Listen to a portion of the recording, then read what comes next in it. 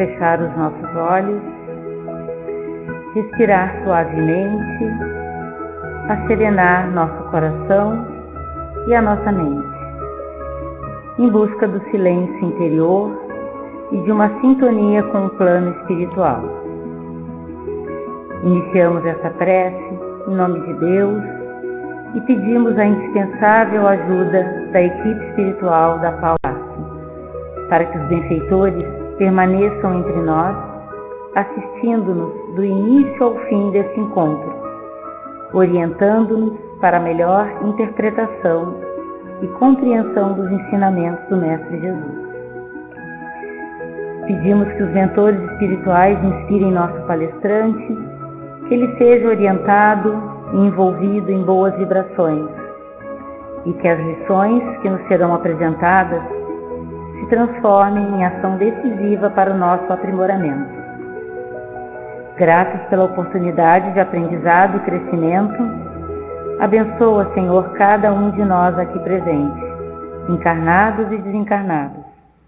E assim te pedimos que em nossos corações permaneça a segurança do teu amparo e da tua misericórdia. Que assim seja.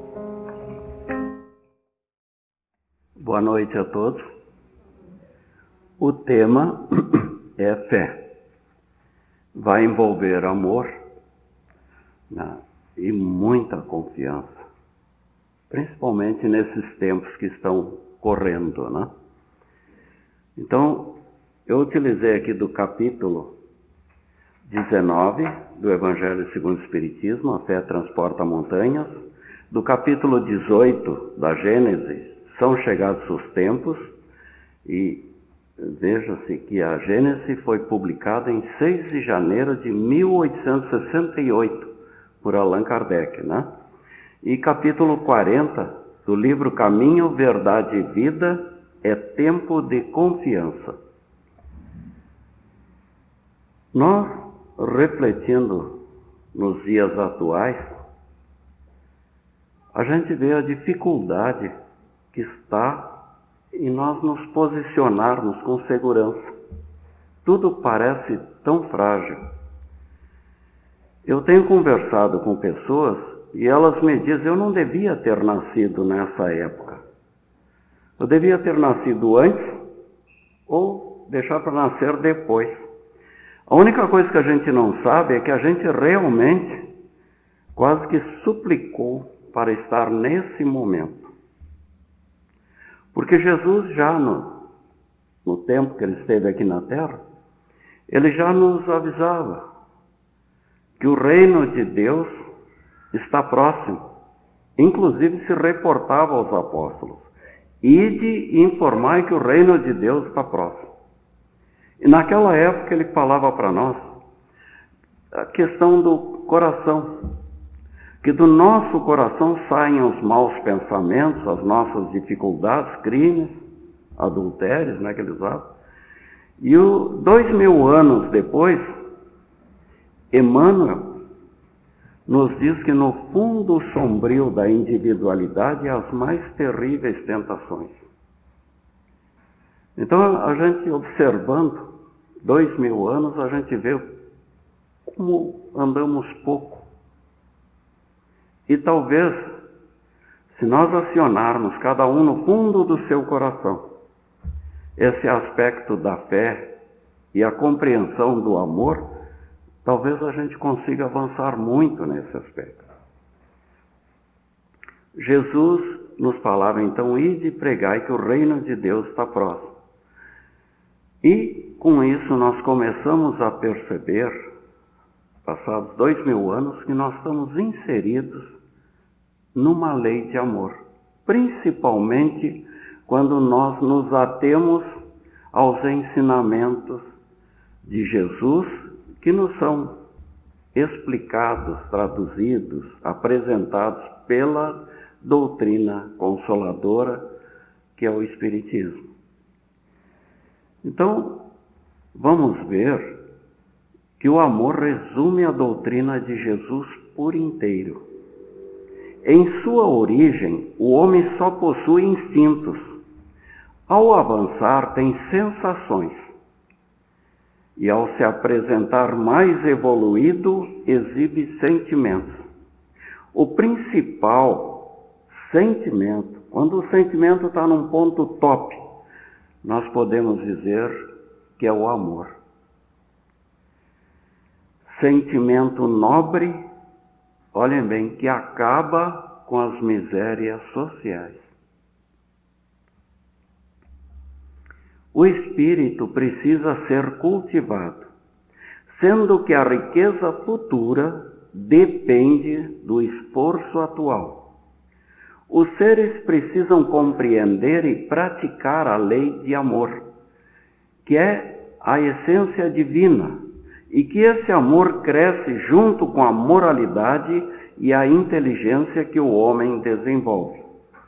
O amor acaba sendo a fonte que gera afeições sinceras e duráveis, colaborando para que os seres enfrentem as situações difíceis da vida. A lei de amor vai trazer o melhoramento moral de todos nós e a felicidade durante a vida terrestre. Se nos amarmos, em breve a terra estará transformada. Na Gênesis, capítulo 18, em que nos fala que os tempos são chegados, e tem 2 tópicos.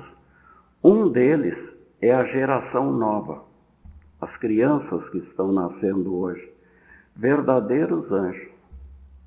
De uma maneira geral, a gente olha assim, é um encanto, é uma doçura. E sinais dos tempos. O nosso globo está, como os outros, sujeito à lei do progresso. Progride fisicamente pela transformação dos elementos que o compõem e, de modo paralelo, moralmente pela depuração dos espíritos encarnados e desencarnados que o povoam. Quando a humanidade se torna madura para subir um degrau, pode-se dizer que são chegados os tempos marcados por Deus. As leis de Deus são imutáveis, porque seu pensamento, que em tudo penetra, é a força inteligente e permanente que mantém a harmonia em tudo. O universo é um mecanismo imensurável, onde atuam incontáveis inteligências, subordinadas ao Criador sob suas vistas e de acordo com a grande lei de unidade. Que lei de unidade, né? Lei de amor, justiça e caridade.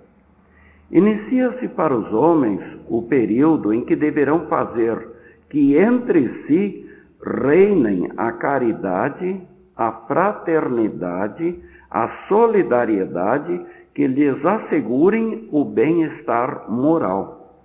Para tanto é necessário, mais que inteligência, a elevação do sentimento, que num ponto mais alto se traduz no amor, com a destruição do egoísmo e do orgulho que ainda subsiste em nós. Trata-se de um movimento universal a operar-se no sentido do progresso moral. Tal movimento causará luta de ideias e não cataclismas materiais. As transformações da humanidade podem ocorrer de modo gradual, perceptíveis, somente após épocas consecutivas, ou mediante crises penosas, dolorosas, que arrebatam consigo as gerações e instituições, mas são sempre seguidas de uma fase de progresso material e moral. Em última análise, num aspecto microcosmo, é como a nossa vida. No meu tempo ainda era primário, ginásio, científico, clássico e depois faculdade. Eu sei que tem pouca gente aqui desse período. Agora é primeiro, segundo ciclo, depois faculdade.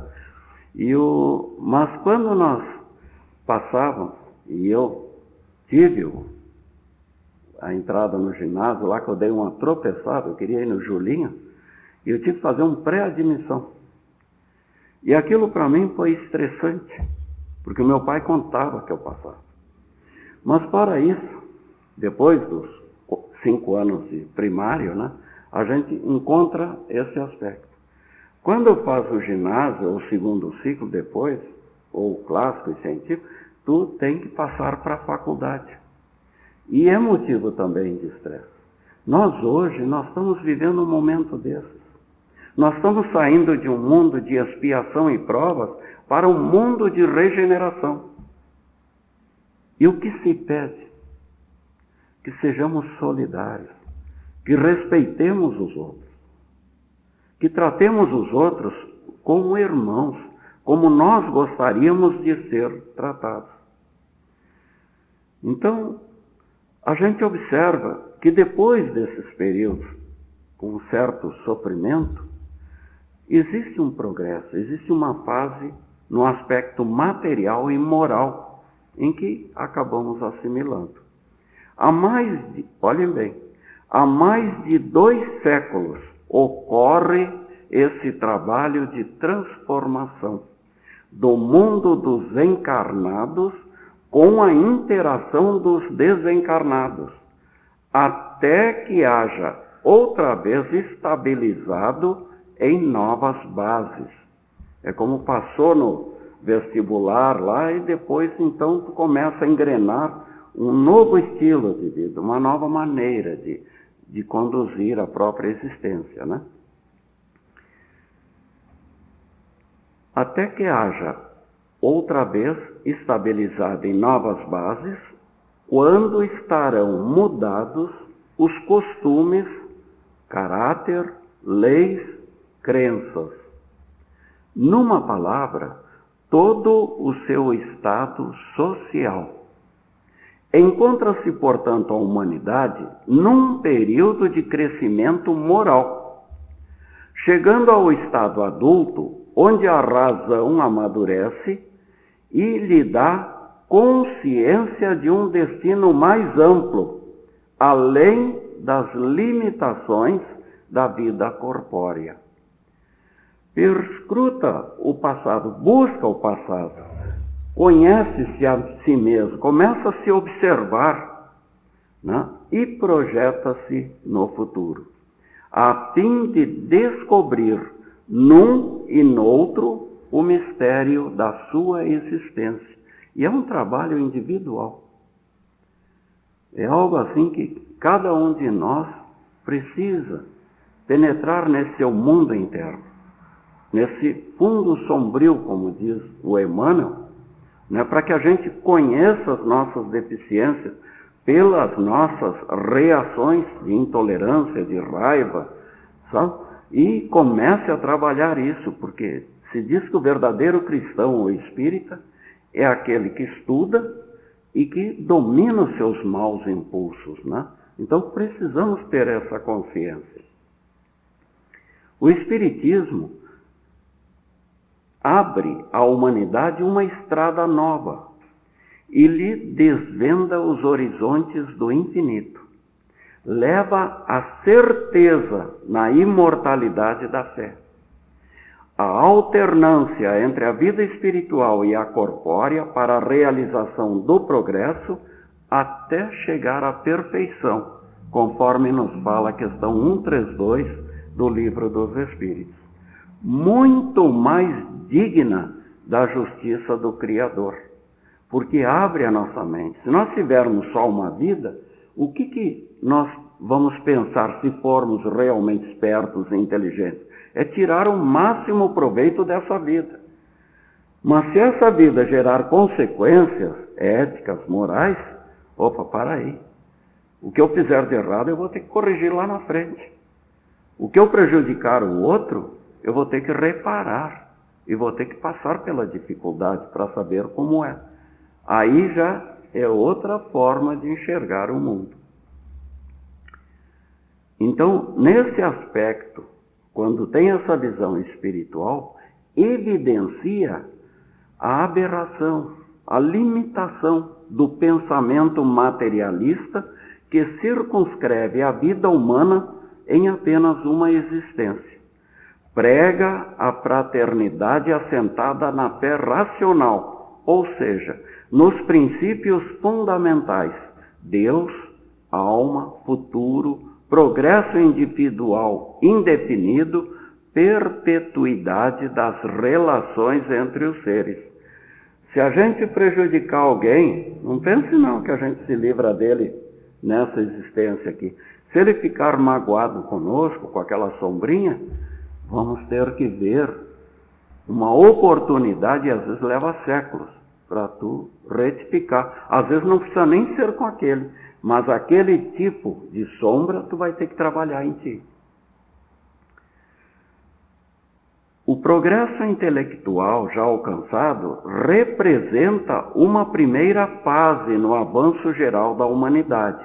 Porém, a felicidade na Terra somente ocorrerá com o progresso moral, pois enquanto o orgulho e o egoísmo dominarem, o homem se servirá da sua inteligência para satisfazer as suas paixões e aos seus interesses pessoais.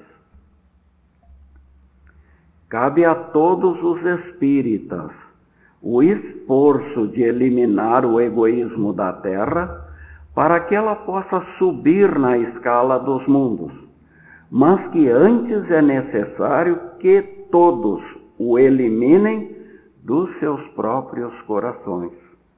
Estão próximos os tempos em que reinará a fraternidade entre os habitantes da terra.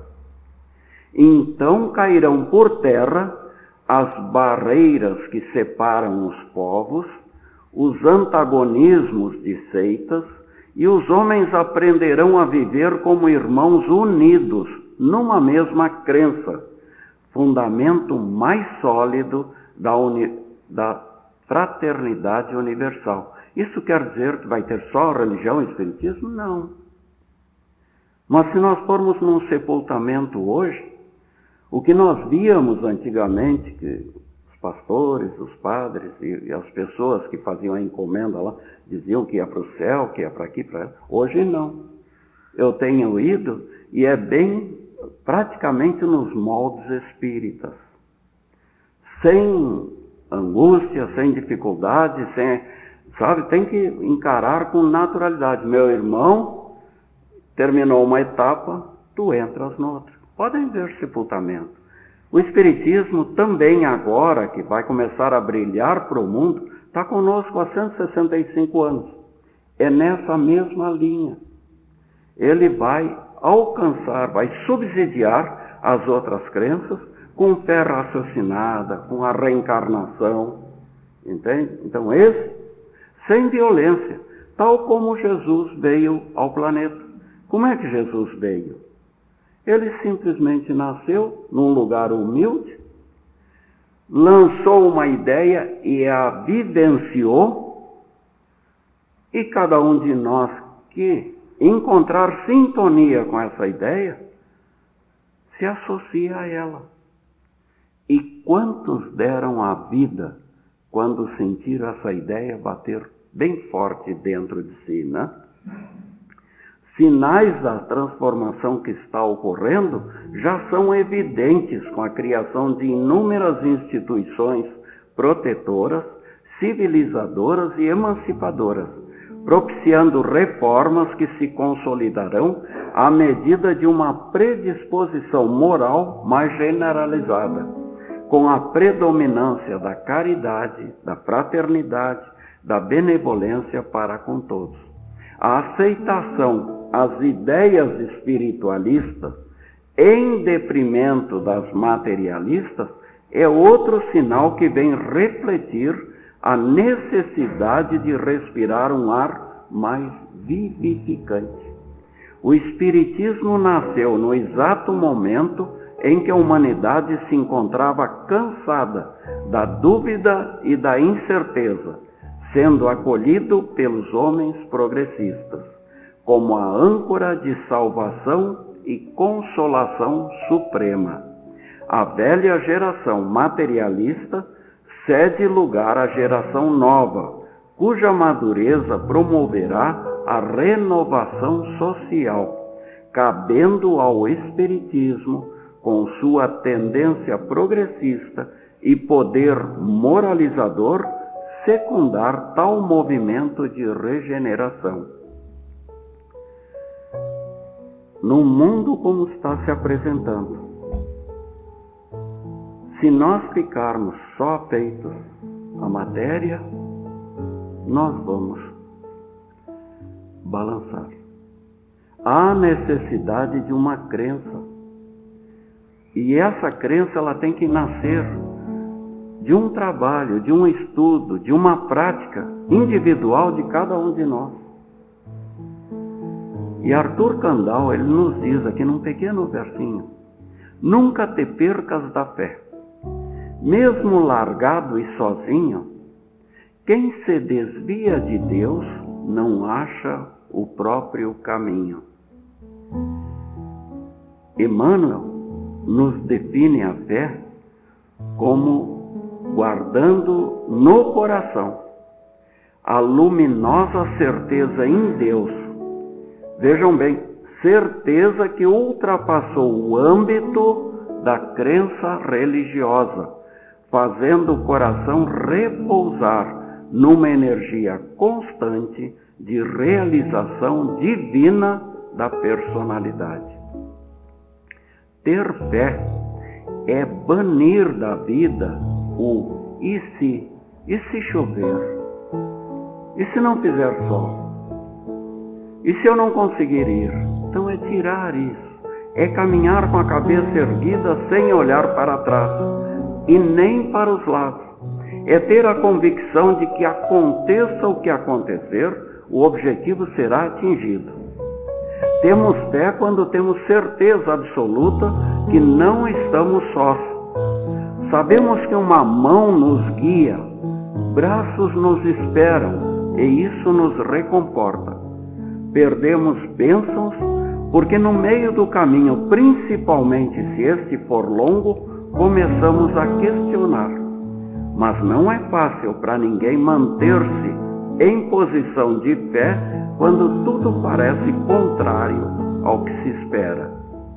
As pessoas mais próximas de Jesus duvidaram.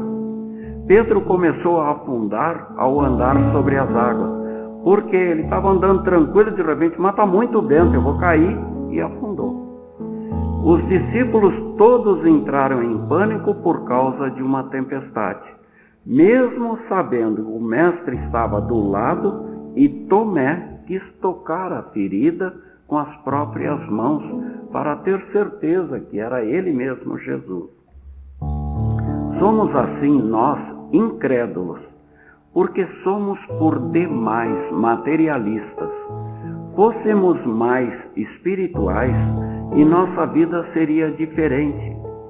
Quem só acredita naquilo que vê, só experimenta daquilo que vê.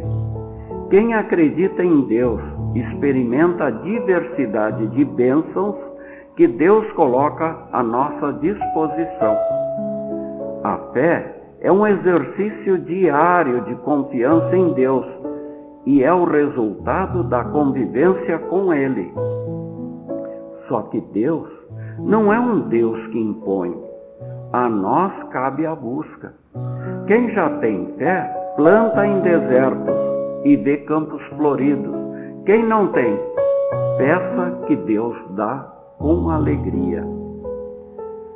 Em Caminho, Verdade e Vida, no capítulo 40, Emmanuel nos diz: é tempo de confiança.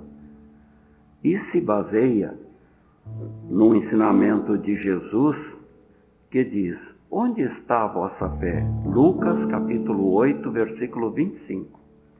A tempestade estabelecera a perturbação no ânimo dos discípulos mais fortes.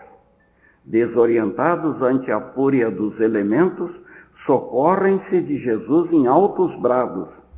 Atende-os o mestre, mas pergunta depois: Onde está a vossa fé? O quadro sugere ponderações de vasto alcance. A interrogação de Jesus indica claramente a necessidade de manutenção da confiança, quando tudo parece obscuro e perdido. Em tais circunstâncias, surge a ocasião da fé, no tempo que lhe é próprio. Se há ensejo para o trabalho e descanso, plantio e colheita, revelar-se-á igualmente a confiança na hora adequada. Ninguém exercitará o otimismo quando todas as situações se conjugam para o bem-estar. É difícil demonstrar-se amizade nos momentos felizes. Aguardem os discípulos naturalmente oportunidades de luta maior, em que necessitarão aplicar mais extensa e intensivamente os ensinos do Senhor. Sem isso, seria impossível aferir valores, avaliar o nosso desenvolvimento. Na atualidade dolorosa, nos diz Emmanuel, inúmeros companheiros invocam a cooperação direta do Cristo. E o socorro vem sempre, porque é infinita a misericórdia celestial. Mas, vencida a dificuldade, esperem a indagação: onde está a vossa fé? E outros obstáculos sobrevirão até que o discípulo aprenda a dominar-se, a educar-se e a vencer serenamente com as lições recebidas. Emmanuel nos fala também de lutas, conflitos, perturbações. E nos diz que, por vezes, é possível que te sintas à frente do mundo como se estivesses no mar tumultuado. Guarda-te na embarcação da fé e segue na rota que te cabe percorrer. Deus está no leme, age e confia. Mesmo Emmanuel também nos fala que devemos contar sempre com o apoio do Senhor, sem desamparar os irmãos da jornada. Conserva o tesouro de tua confiança na vitória do bem, convertendo-o em bênçãos de fraternidade por onde transites. A fé viva é o anjo que conduz as almas nobres da terra para o céu. A caridade é o anjo que desce do céu para a terra, ensinando os homens a transformar o mundo em paraíso. E nos fala também de um agasalho, que diz que o aprendiz buscou o orientador e clamou agoniado: amigo querido, por que a contradição em que me vejo? Eu vivia tranquilo quando adquiri a fé, sentia a necessidade de me movimentar em direção aos outros, e depois de instalar a fé no coração, o sofrimento apareceu na minha vida. Se acumulei tanta confiança na divina providência, qual a razão pela qual tantas tribulações me acompanham? Momentos surgem nos quais me sinto em doloroso desespero. Por que tamanho contrassenso? O interpelado, entretanto, respondeu sem hesitar: filho, não te revoltes. A lei do Senhor é justiça e misericórdia. O Pai, todo sábio, não podia livrar-te da provação, como nós não fazemos o tema para os nossos filhos, que não podia livrar da provação, mas não podes negar, olha a importância, que a infinita bondade te amparou com apoio oportuno, a fim de que atravesses as tempestades de hoje com o agasalho preciso. Se nós formos avaliar direitinho, qual é o nosso agasalho hoje? Frente a essas dificuldades materiais, essa falta de entendimento que às vezes a gente está vendo, é o estudo da doutrina espírita. Gente, essa doutrina vai florescer nesse novo mundo, vai levar essa fé raciocinada, como diz, para o mundo todo. A reencarnação, o aspecto ético, o aspecto moral, para o mundo todo. Portanto, meus amigos, se a vida é boa ou má, que importa, meu amigo? Assim foi sempre o mundo, e já do tempo antigo foi sempre a mesma vida. Há bons e maus balá, grandes, médios, pequenos, cordeiros e leões, louros, negros, morenos, na subida e na descida. Se o rio desce ao mar, o mar ao céu se eleva, gotículas de luz a se esparzir nas trevas em ondas de outra espécie. E lá do próprio céu, nas cadentes estrelas, que não se cansa o olhar de tantas vezes vê-las, uma bênção nos céu.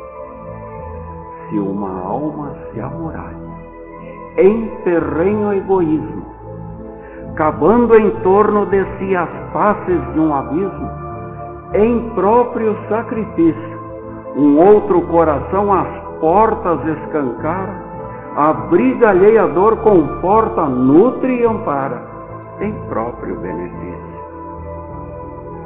Há em tudo uma lei que o mundo inteiro rege, uma única lei de um Senhor que protege os bons e os maus também. Uma lei soberana que a ninguém exime. Busquemos aprender nessa expressão sublime que surgiu em Belém. É paz, é mansidão, é rosa que trescala ardente prece ao céu. O amor, base da vida. O amor que move o mundo, que vai desde o nadir ao zênite profundo. O amor que é Deus. Que Jesus nos abençoe e ilumine e que possamos ter muita confiança na nossa vida. Que assim seja.